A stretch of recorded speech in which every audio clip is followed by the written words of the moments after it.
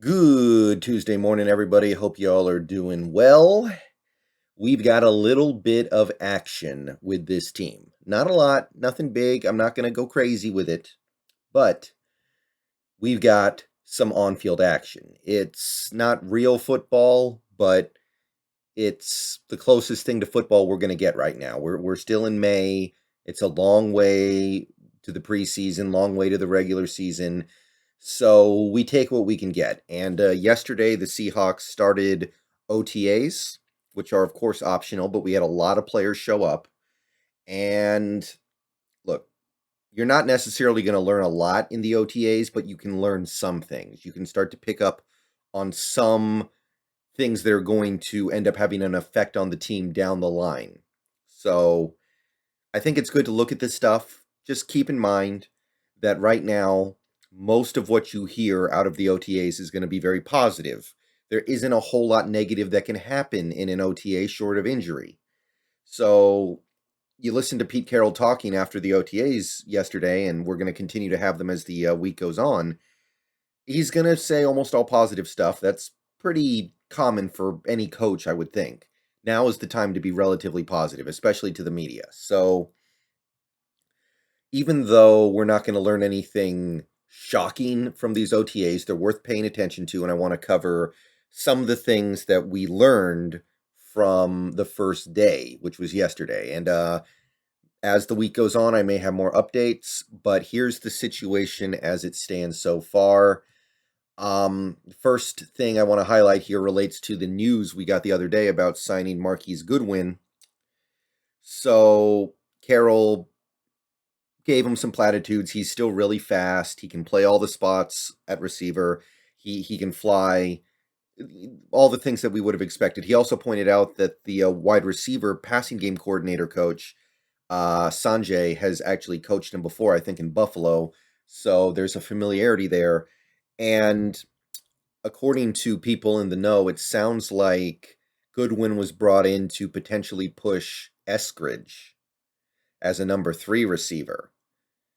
So I don't want to read too much into that. There's nothing wrong with bringing in competition right now when you have all these roster spots. But it cannot help but make one wonder if a year in we're already looking at this Eskridge thing as a little bit of a bust. And it's not going to take much for Seahawks fans to be done with Eskridge because a lot of them were ready to be done with him as soon as he got here.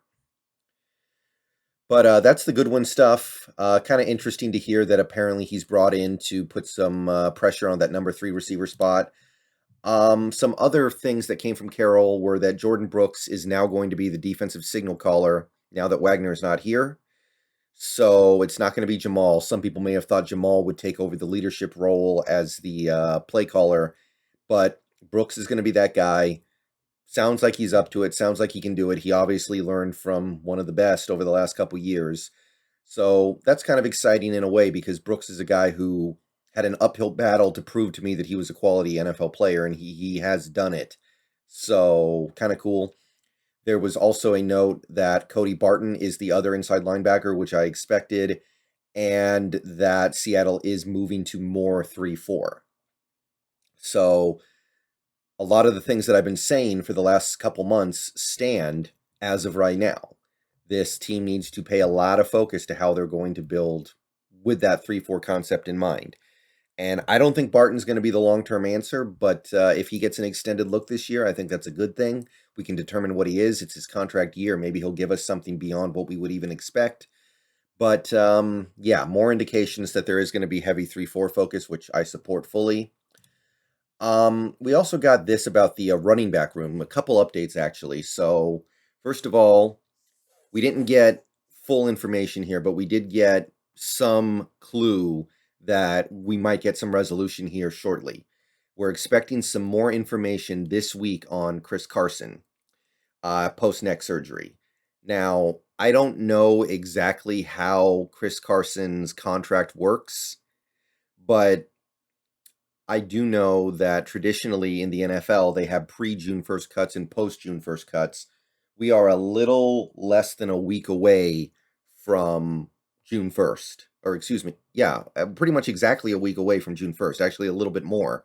So if we get news about Carson this week, that means if that June 1st designation means anything to us at this point, I don't know if it does, but if it does, in regards to his contract, then that's the window where you could maybe say, okay, if we like what we see here, Carson stays, but if we don't like what we see here and we don't feel like this guy's going to be able to continue to play, maybe he goes. So definitely going to keep an eye on this one. This could have big ramifications. There was also another little word about the running back room. Rashad Penny is not practicing. He is resting a slight hamstring issue. So that's just Penny being Penny, I guess. Now, this doesn't mean anything. A slight hamstring issue will not be there in August. But it does kind of make you think that, hey, good thing it was only a one-year deal, right? Sorry, it has to be said. Another interesting note, and I'm going to pause that video before YouTube comes and slaughters me for playing copyrighted footage. LJ Collier was working with defensive tackles today. Now, this came in tandem with another report that LJ Collier supposedly has added some weight. He's up to like 291. So he's getting bigger, and now he's working with defensive tackles. We're here in late May. We still have not cut LJ Collier. I have said in the past that at this point, the LJ Collier thing, like, as far as I'm concerned, it's done. Like, I've seen enough there. He can't do it. He doesn't give you anything. He doesn't give you enough. Last year, he had every opportunity to get on the field when we had injuries, when we had players not playing well, when the defense in general just wasn't creating any kind of push, and he barely got on the field. However, I've been saying this since last year. If there's any hope for the LJ Collier pick, then I think it's probably with him moving to the inside, playing at defensive tackle, becoming a guy who is more focused on taking up space and working against interior offensive linemen. He's got a way better chance at maybe being something good there opposed to 5-tech. So if we're going to keep him around, and right now the indication is that we will, because we're not saving a lot of money cutting him, if you're being honest. I still would, but you're not saving a lot of money there. I hope we move him to the inside here. And Pete said something about how hopefully Collier can unlock the pass rush this year, but he did say that he didn't foresee Collier's role changing significantly with the 3-4, but obviously as a lineman in a 3-4, things are going to be at least somewhat different. So that's kind of inevitable there.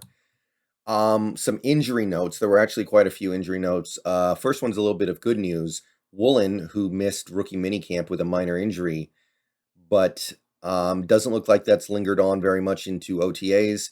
He's going to cut it loose on Wednesday. He did some stuff yesterday, and looks like he's pretty much back. Now, look, Woolen needs to take this year to learn. I don't expect him to get on the field very much this year, if at all, and there is nothing wrong with that. So, obviously, his availability from Sunday to Sunday is not really that important to me. However, I do want to see him on the practice field as much as possible because he's got a lot to pick up on. So, Woolen is back. That's a pretty big one. I think that his development, the potential directions where this can go, that's going to be one of the most exciting subplots with this team over the next 2-3 years. Some more injury notes. Metcalf is still rehabbing. Jamal Adams is still rehabbing. Quandre Diggs rehabbing. Trey Brown, Chris Carson. We already knew about Carson, but yeah, so nothing unexpected there. These guys all had fairly significant injuries. Not so much DK, but he did have a procedure done. So none of this is shocking. The only guy here who I don't think will be ready for week 1 is Trey Brown and, well, okay, Chris Carson, but that's kind of a separate issue. I would be surprised if Trey Brown's ready for week 1, but everyone else probably will be. And honestly, I think Carson will be too. I just don't think Carson will last that long because we've done this dance with him before. Also did not see any Marquis Blair. He's coming off a major injury. We don't know where he is with his health. Gabe Jackson is not yet present, so Phil Haynes got to work with the starters, which, hey, I think that's awesome. I think that's great. get Phil Haynes some work in. Let's see what he can do, and hopefully try to cut a role for him as a long-term piece if he can start staying healthy.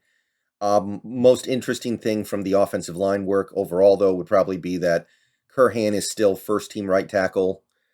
I don't read much of anything into this. Lucas is currently working with the second team, but I have a hard time believing that holds once the season starts.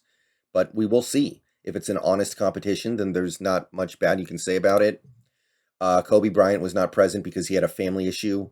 Quentin Jefferson, Shelby Harris, Alton Robinson, Noah Fant not available. Now, some of those guys are veterans. But here's the thing. We are incorporating a new defense, and we do have new quarterbacks this year, or at least one new quarterback. I'd like to see these guys participate, but OTAs are optional. There will be plenty of time for these guys to acclimate themselves to the new stuff later on, so I'm not worried about it. There isn't too much else to talk about with the first round of OTAs. There was some talk about Locke and Geno. Apparently, Geno threw a really bad interception to Cody Barton, which, hey, I'll sacrifice Geno Smith for Cody Barton, right? If Geno Smith is good, then you have a competent backup. If Cody Barton is good, then you have a starter that you just kind of forgot was in your pocket. You just reach in there and you're like, oh, inside linebacker starter. Okay, so I don't have a problem with that. Drew Lock got a big arm. That's what they say. They don't say too much else, but apparently he's showing off that big arm, right? Disley seems to be working his way into a good rapport with Locke, which is promising. Disley's going to be here a couple years because of that contract he signed, so hopefully we can get something good out of him. And yeah, that's about it for the first day of OTAs. We're going to have more today. I'll report more if anything interesting happens. Let me know what you guys think about it so far. That's going to do it for me. Peace out. Go Hawks.